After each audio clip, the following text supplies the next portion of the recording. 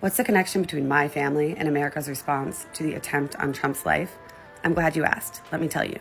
Somehow, Jeff Bezos' company, Amazon.com, convinced the Federal Bureau of Investigation to spend 4 years and thousands of man-hours trying to put my husband in prison over activity that a federal judge later ruled was an explicit right given by Amazon to my husband in a contract in explicit language that like a first-year law student could understand. And I'll tell you something. The FBI didn't ask to see my husband's employment contract when Amazon was trying to put him in prison and made up these employment duties. But the FBI did have time to subpoena my family's nanny. And you wonder why Americans have lost faith in our institutions. Now, Amazon has tried to call me a conspiracy theorist about all this, but you can read the court filings. There have been at least 13 cases related to this. And I am a graduate of the NYU School of Law. I have built a company worth millions of dollars. I once served as the president of a company for HBC and North America's oldest company. I used to be a columnist for Forbes. I've raised $30 million in venture capital, and I'm a mother of 4. I'm not a conspiracy theorist. But like worse than Amazon and Jeff Bezos being able to use your taxpayer dollars and spend thousands of FBI man-hours trying to hunt down my family is the fact that the FBI knows this to the point where they had seized millions of dollars from my family and others Amazon targeted and gave it back, and also vacated 4 guilty pleas because they weren't in the interest of justice that were obtained based on Amazon's allegation. Like, in other words, 4 men were like, we will go to prison, we admit a crime happened. And the DOJ was like, actually, take back. We can't let you go to prison because no crime happened. The DOJ doesn't do that. So that all happened. And as far as I understand it, no one at the Department of Justice is moving to hold anyone at Amazon, their lawyers, accountable for lying to it and wasting all of that time and money and literally trying to imprison a bunch of Americans. And so you wonder, like, if that's where our institutions are, what are we supposed to have faith in? What are we supposed to believe? And then when there is an attempt on a president's life, you get a bunch of Americans thinking the former president staged the attempt, and then the other half of Americans thinking a 3-letter agency did it because we don't trust anybody. None of us, Republican or Democrat. We just don't trust anybody, and we definitely don't trust the media. And you might be wondering, Amy, you have hundreds of thousands of TikTok followers and millions of views.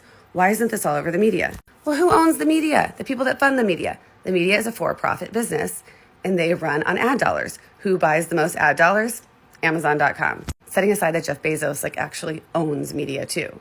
But the connection is between my family and what happened to Trump is that nobody really trusts American institutions anymore. It's really sad, but it is a direct result of things like what have happened to my family. And I don't think what happened to my family is partisan. I don't think President Trump or President Biden knows a single thing about it. I think it's about the weaponization of money and relationships, if it's about anything. But the fact that money and powerful people can use our government agencies is a real problem. And here's the worst part. Besides the DOJ not doing anything, as far as I understand it, to hold Amazon's lawyers accountable, it's actually far worse. When we think that agencies will cover things up, let me tell you what's happening to my family. The government used civil forfeiture to seize our family's bank accounts. They never even charged my husband with a crime, but they held all of our bank accounts for 22 months. Like, we had to sell our home, sell our car, liquidate retirement, borrow money, raise money, all to pay for lawyers and feed our 4 daughters.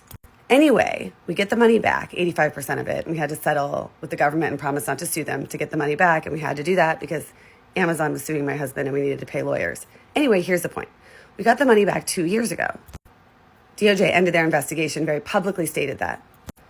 The documents related to the civil forfeiture from the DOJ, like the basis on which they took our money, all of Amazon's allegations, who said what, those documents, the DOJ moved to seal those documents while the investigation was ongoing, and the court said fine. But at the time, the DOJ said, when the seal expires on March 31st, 2024, quote, these documents will be available to the public. Fine. I reach out to the judge's chambers on April 1st, 2024, like, finally, I can see all of the allegations that the U.S. government used to destroy my life and my family, and perhaps try to get some justice in all of this from the people who lied. Then the DOJ says, oh, wait, take back. We didn't mean the documents would be available to the public, or now we change our mind. We want to seal them forever. What? Like, the DOJ unsealed documents related to raiding President Trump's home in Mar-a-Lago, and they won't unseal the documents they used to seize our money. There were no criminal charges. Everything is over. We just can never see them. Like, literally, the DOJ moved to forever seal them.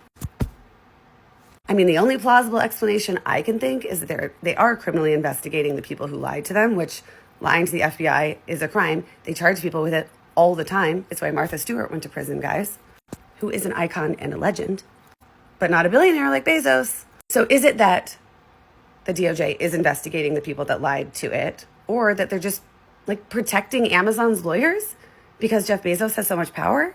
Can somebody explain it to me? Maybe nobody can explain it to me, but the point is that this is why Americans have trouble believing in institutions. And that is a dangerous thing in a democracy where we need to have faith in the democratic process and in our institutions. What happens when that faith erodes is a kind of division.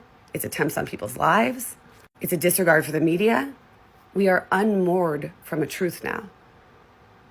And that's a really hard thing. And it's a sad thing. And the only people that can fix it are the people running the institutions, the government agencies, the media, the political parties, all of it. But I don't know that anybody will.